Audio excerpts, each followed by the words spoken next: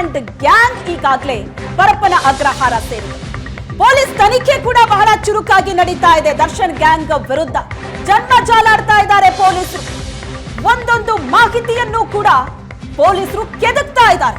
ದರ್ಶನ್ ಸೇರಿ 17 ಆರೋಪಿಗಳ ಸಿಮ್ ಅನ್ನ ಖರೀದಿ ಮಾಡಿದ್ದಾರೆ, ನಕಲಿ ಸಿಮ್ ಅನ್ನ. ದರ್ಶನ್ ಗ್ಯಾಂಗ್ ವಿರುದ್ಧ ಪೊಲೀಸ್ ತನಿಖೆ ಬಹಳ ಚುರುಕಾಗಿ ನಡೀತಾ ಇದೆ. ಆರೋಪಿಗಳ ಜನ್ಮ ಜಾಲಾಡ್ತಾ ಇದ್ದಾರೆ ಕಾಮಾಕ್ಷಿಪಾಳ್ಯ ಪೊಲೀಸರು. ಈ ಪ್ರಕರಣಕ್ಕೆ ಸಂಬಂಧಪಟ್ಟ ಹಾಗೆ ಮತ್ತಷ್ಟು ಮಾಹಿತಿಯನ್ನ, ಸಾಕ್ಷ್ಯಗಳನ್ನ ಕಲೆ ಹಾಕ್ತಾ ಇದ್ದಾರೆ. ತನಿಖೆ ದೃಷ್ಟಿಯಿಂದ ಹೊಸ ಸಿಮ್ ಅನ್ನ ಪೊಲೀಸರು ಖರೀದಿ ಮಾಡಿದ್ದಾರೆ. ಅದರ ಮೂಲಕ ಮತ್ತಷ್ಟು ಡೇಟಾ ಪಡೆಯೋದಕ್ಕೆ ಮುಂದಾಗಿದ್ದಾರೆ.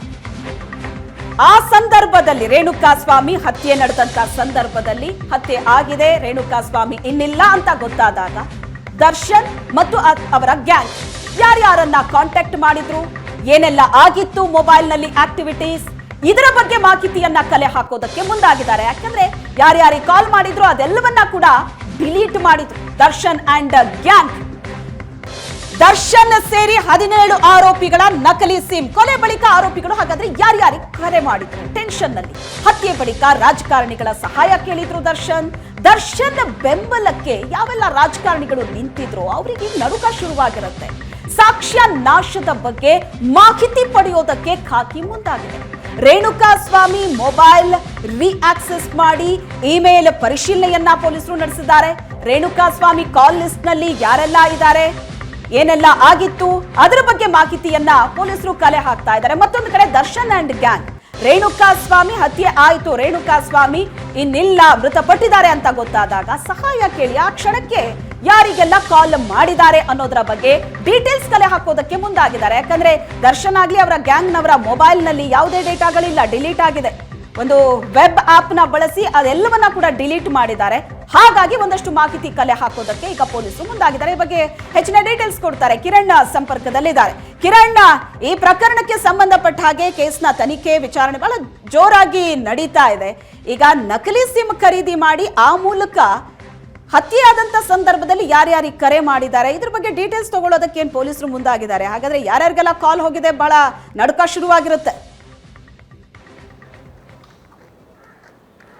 ಖಂಡಿತ ಶ್ವೇತಾ, ರೇಣುಕಾಸ್ವಾಮಿ ಕೊಲೆ ಪ್ರಕರಣಕ್ಕೆ ಸಂಬಂಧಿಸಿದಂತೆ ದರ್ಶನ್ ಸೇರಿದಂತೆ 17 ಮಂದಿ ಆರೋಪಿಗಳನ್ನ ಬಂಧಿಸಿ ಜೈಲಿಗಟ್ಟಿದ್ದಾರೆ. ಈ ನಡುವೆ ತನಿಖೆ ಕೈಗೊಂಡಂತಹ ಕಾಮಾಕ್ಷಿಪಾಳ್ಯ ಪೊಲೀಸರು ಎಲ್ಲ ಆಂಗಲ್ನಲ್ಲೂ ಸಹ ತನಿಖೆ ನಡೆಸ್ತಾ ಇರ್ತಕ್ಕಂಥದ್ದು. ಕೋರ್ಟ್ಗೆ ಕೊಟ್ಟಿರ್ತಕ್ಕಂಥ ರಿಮ್ಯಾಂಡ್ ಅಪ್ಲಿಕೇಶನ್ ನಲ್ಲಿ ಪೊಲೀಸರು ತಿಳಿಸ್ತಾರೆ. ಅದರಲ್ಲಿ ಮುಖ್ಯವಾಗಿ ಏನಂದ್ರೆ 17 ಆರೋಪಿಗಳು ರೇಣುಕಾಸ್ವಾಮಿ ಕೊಲೆಯಾದಂಥ ರೇಣುಕಾಸ್ವಾಮಿ ಆಗಿರ್ಬೋದು, ಸಿಮ್ ಕಾರ್ಡ್ ಆಗಿರ್ಬೋದು, ಮತ್ತೆ 17 ಆರೋಪಿಗಳೇನಿದ್ದಾರೆ, ದರ್ಶನ್, ಪ್ರದೋಷು, ಮತ್ತೆ ವಿನಯ್, ಮತ್ತೆ ಇತರ ಆರೋಪಿಗಳೇನಿದೆ, ದೀಪಕ್, ಎಲ್ಲರ ಆರೋಪಿಗಳು ಸುಮಾರು 17 ಮಂದಿ ಆರೋಪಿಗಳ ನಕಲಿ ಸಿಮ್, ಡೂಪ್ಲಿಕೇಟ್ ಸಿಮ್ ಅನ್ನ ತೆಗೆದುಕೊಂಡು ಇನ್ವೆಸ್ಟಿಗೇಷನ್ ಮಾಡ್ತಾ ಇರ್ತಕ್ಕಂಥದ್ದು. ಮುಖ್ಯವಾಗಿ ಏನಂದ್ರೆ ಮೊದಲು ರೇಣುಕಾಸ್ವಾಮಿಯ ತನಿಖೆ ಸಂಬಂಧ ರೇಣುಕಾಸ್ವಾಮಿಯ ಸಿಮ್ ಅನ್ನ ಮತ್ತೆ ಮೊಬೈಲ್ ಅನ್ನ ರಾಜಕಾಲುವೆಯಲ್ಲಿ ಆರೋಪಿಗಳು ಬಿಸಾಕಿದ್ರು, ಅದು ಸಹ ಸಿಗೋದಿಲ್ಲ.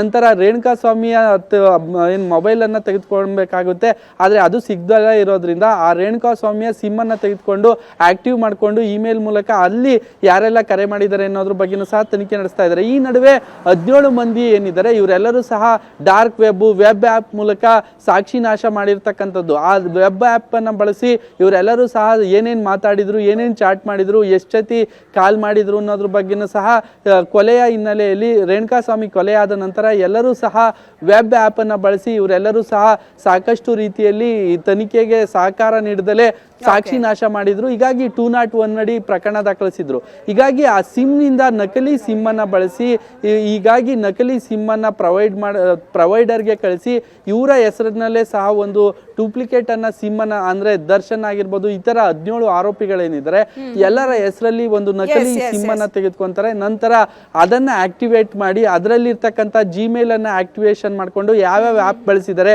ಏನೆಲ್ಲ ಕೊಲೆ ಬಗ್ಗೆ ಏನೆಲ್ಲ ಸಂಚು ರೂಪಿಸಿದ್ರು, ಕೊಲೆಗೆ ಯಾರ್ಯಾರಿಗೆ ಕಾಲ್ ಹೋಗಿದೆ, ಏನೇನಾಗಿದೆ ಅನ್ನೋ ಮಾಹಿತಿಯನ್ನ ಪಡೆಯೋದಕ್ಕೆ ಮುಂದಾಗಿದ್ದಾರೆ. ಹಾಗಾದ್ರೆ Kiran, thank you so much ನಿಮ್ಮೆಲ್ಲ ಡೀಟೇಲ್ಸ್ಗೆ.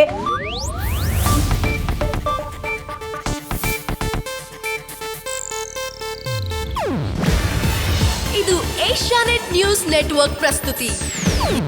ನೀವು ನೋಡ್ತಿದ್ದೀರಾ ಏಷ್ಯಾನೆಟ್ ಸುವರ್ಣ ನ್ಯೂಸ್.